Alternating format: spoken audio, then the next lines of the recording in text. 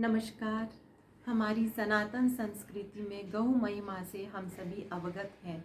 हमारे यहाँ गाय को बहुत अधिक महत्व दिया गया। हमारे जो त्रिकाल दृष्टा ऋषि मुनि थे, उन्होंने गायों को देवताओं की कोटि में रखकर पूजनीय माना।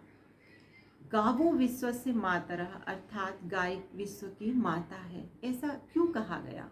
इसके पीछे विज्ञान है, तो हम उस विज्ञान को जानते हैं।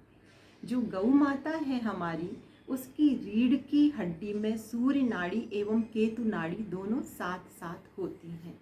और जब गौ माता धूप के संपर्क में आती है तो सूर्य का प्रकाश गौ माता की रीढ़ की हड्डी पर पड़ता है, जिससे घर्षण होता है और उस घर्षण के द्वारा कैरोटिन नाम का पदार्थ बनता है, जिसको हम स्वर्ण क्षार कहते हैं।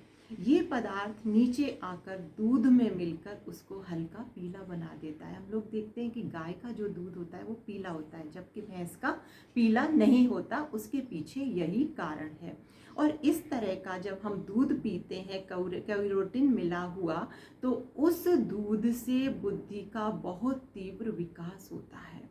तो यही कारण है कि गौ माता पूजनीय है। इसके साथ साथ और भी बहुत से कारण हैं कि जो गौ माता है वो एकमात्र ऐसा प्राणी है जो ऑक्सीजन ग्रहण करने के साथ साथ ऑक्सीजन ही छोड़ता है। और गाय का कोई भी पदार्थ हो, चाहे गौमूत्र हो, चाहे गोबर हो, दूध हो, घृत हो, वो सभी बहुमूल्य होते हैं और हमारी सेहत के लिए सभी किसी न किसी तरीके से बहुत उपयोगी होते हैं।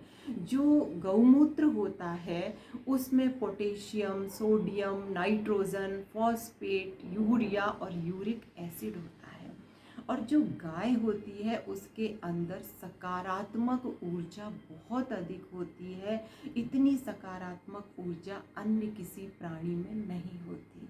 इसके साथ साथ जो गाय का घी होता है, वो 10 ग्राम घी से अगर हम यज्ञ करते हैं, हवन करते हैं, तो उससे 1 टन ऑक्सीजन बनती है। तो देखिए कि गाय हमारे लिए कितना कीमती है, कितनी उपयोगी है। यही कारण है कि हमारे जो सनातन ऋषि मुनि थे वो विज्ञान से भली भांति परिचित थे। इसीलिए उन्होंने गाय को देवता की कोटि में रखा और पूजनीय माना। नमस्कार।